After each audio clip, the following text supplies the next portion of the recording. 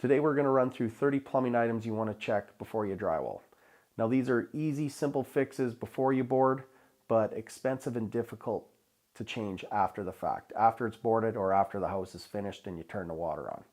So we're not going to run through plumbing code, but these are just simple items, but all items that we've caught over the years, things that have buggered us up. So we're just going to pass on the knowledge to you guys. So follow us, watch the video. If you like it, give us a thumbs up, subscribe to our channel, and with that, let's get into it.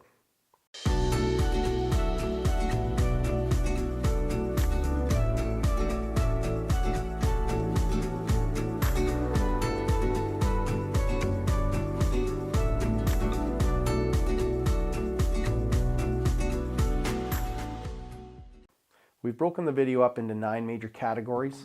The first category is the pre-planning stage. Now, some of these items just pertain to new construction, but it's always good.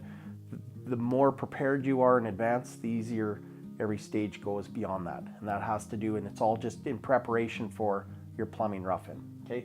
So first step I would say is just plan all your locations. So plan your boiler location. Figure out where you want your furnace, your HRV, all your mechanical systems. You need to know locations of your fixtures so you have proper intake locations, exhaust locations, things like that, okay? Those you have to correlate with different window openings and stuff. We're not getting into that today. Then you want to just figure out, since you know those items, then you want to figure out a good location for your floor drain. This is before any concrete work goes in the basement. You want drainage for your condensate lines. So for your boiler or hot water tank or furnace or HRV, they all condensate nowadays because they're high efficient, so you need floor drains for that. Before your rough-in, you want to know your kitchen layout, location of your sink, location of your dishwasher. Does your fridge have water or ice maker? Do you need water for that? Gas lines, you want to have those sized properly, so you need to know, do you have a gas stove, gas, some people have gas dryers, fireplace, outside barbecue, those sort of things. You need to know the BTU load for each one of those so that your plumber can size the proper gas line.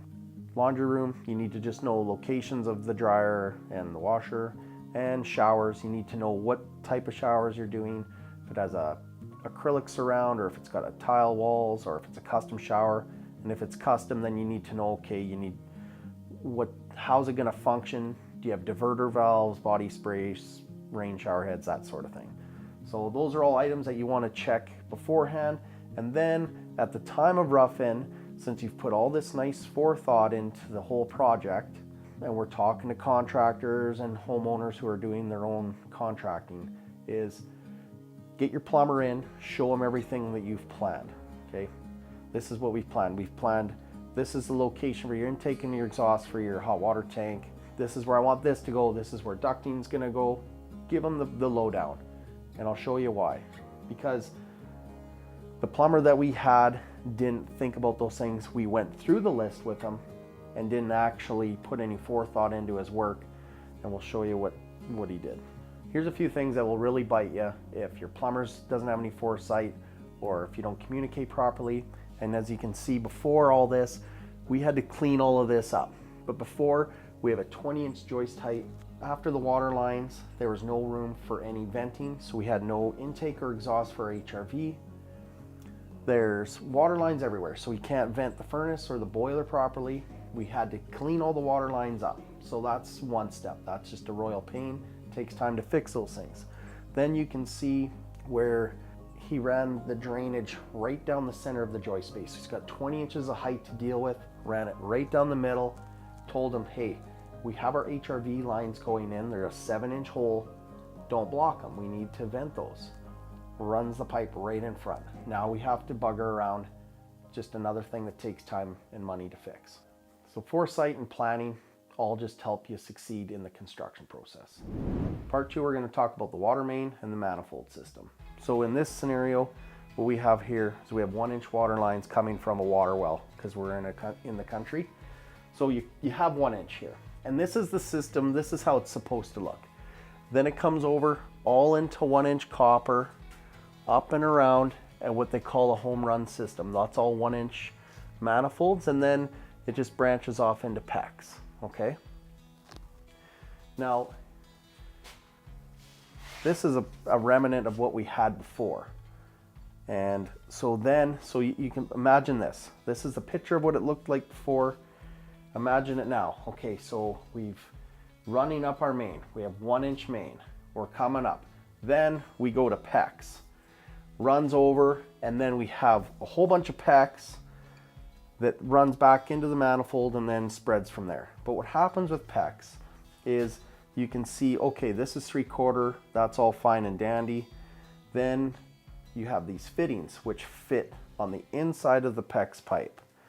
So I've had lots of debate with previous plumbers, and what's funny about it is will the system leak? No. Will it function? Will water flow? Yeah, it'll flow just fine. But what happens is you have this many connections, so you have good flow, and then it has bad flow, it has restriction. So what happens with water is it'll always follow the path of least resistance. So it'll catch and it'll create turbulence in here.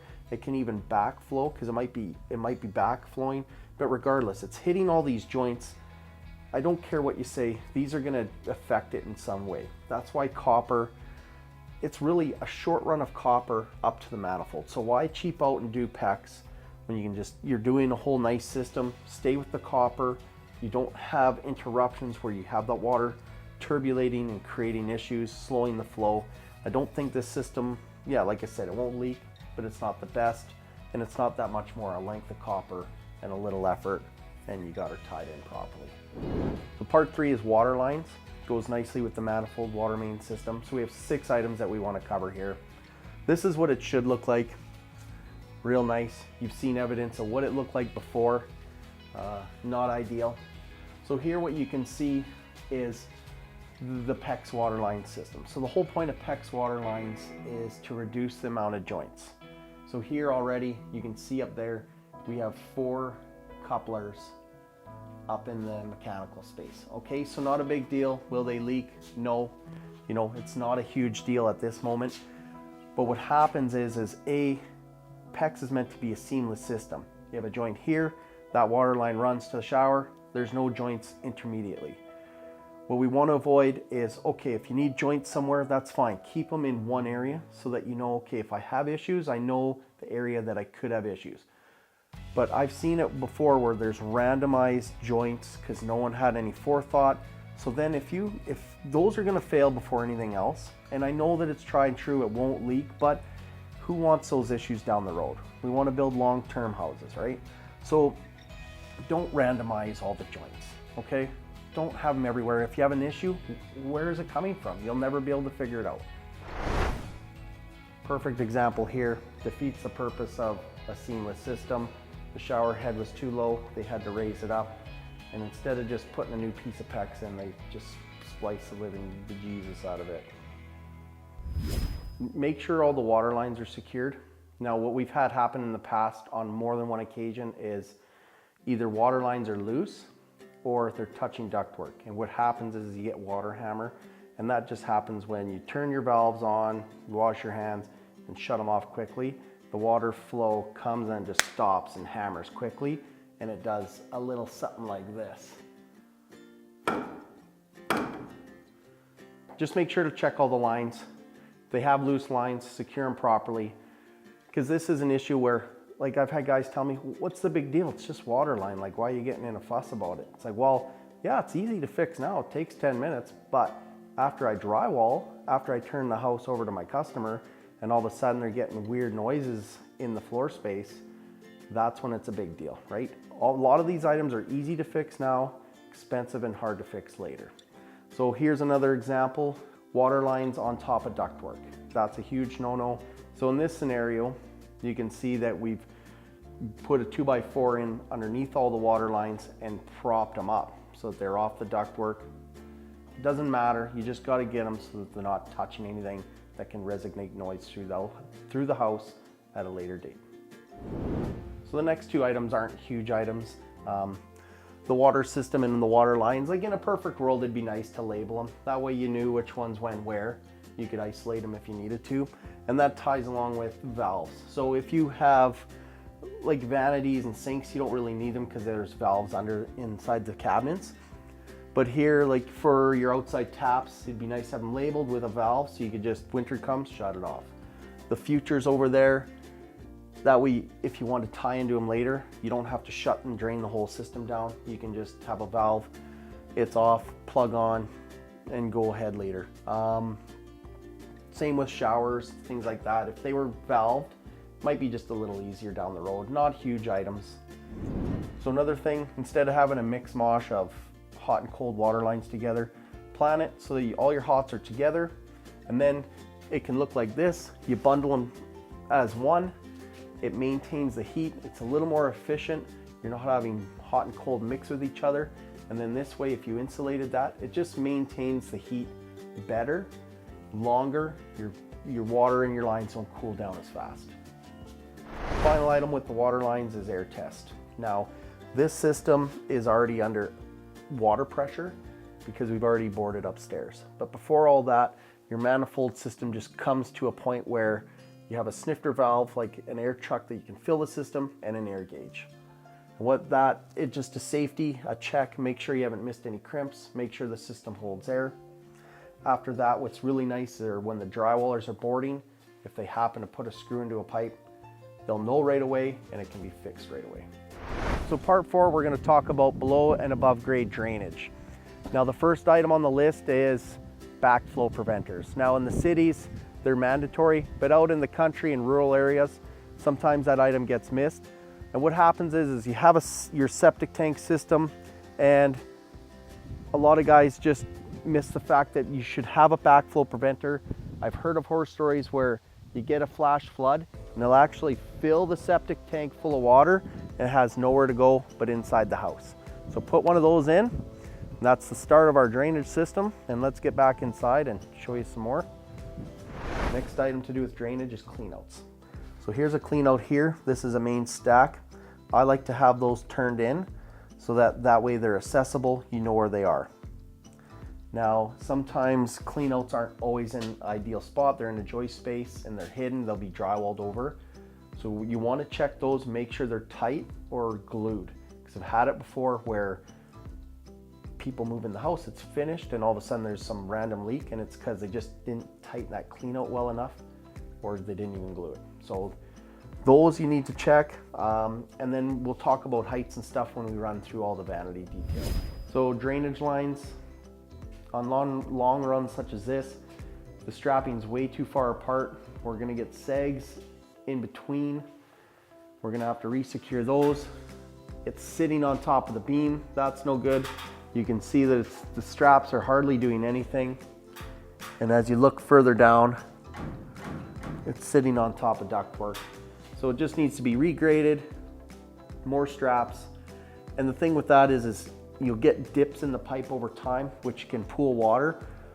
Will it fail? Will it leak? Probably not. It's just not good for the long term.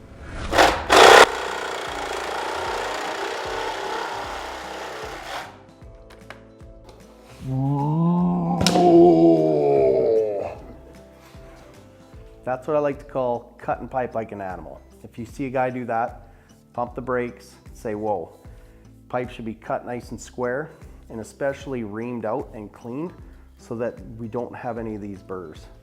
Those are gonna collect hair, lint, toilet paper, and create drainage issues down the road. So part 5 is sinks, vanities, cabinets. First thing you wanna do, and this goes along with the prep work, is just make sure you know where the doors are on your vanities and where the drawers are going so that you can avoid drainage behind a drawer per se. So let's say here we have drawers in the middle and we have a bowl or a sink here on the left and one on the right. So then the plumber knows in advance not to put drainage where the drawers are going, so the prep work goes a long way. So that's one. Then we're gonna talk about cleanouts. So here's a cleanout. Next job, what I'm gonna do, I know this is acceptable. A lot of guys just hide them in the walls. I don't necessarily like that. Next time, I'm gonna get them to turn it inside the cabinet, but the bottom of the pipe, the bottom of the cleanout has to be at least 5 inches off the ground. And that's so that it's inside the cabinet, whereas this would be inside the toe kick. You'd never actually get at it. So that's a minor, but in commercial jobs, I've actually had to go in, cut the bottom of the cabinet open and make an access so you can get to those. So cleanouts are important. Next thing is water lines. We actually had to add this 2x4 to space them apart. I've seen time and time again where guys just smash these together on the same stud.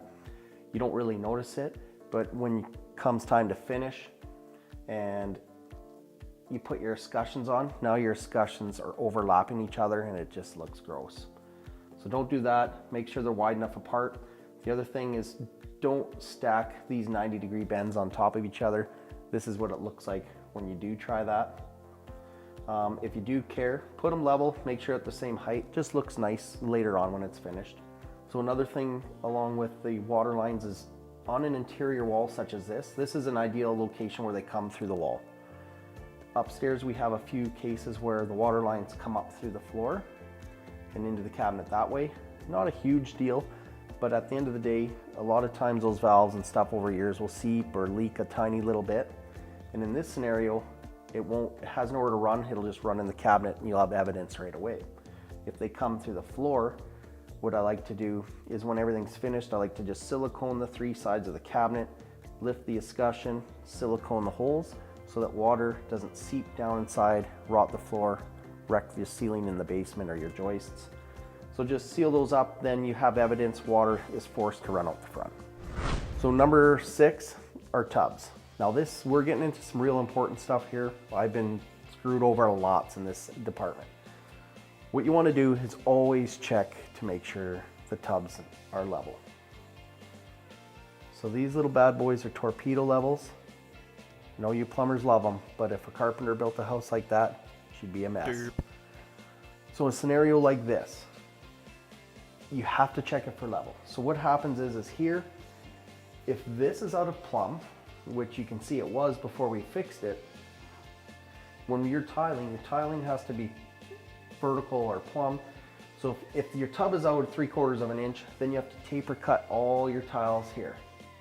And if it's out that direction, it's probably out in another direction. So then when you come to do your perimeter around the top, if it's out of level this way, then you have to taper cut all those. And it's just a royal pain for doing tile work.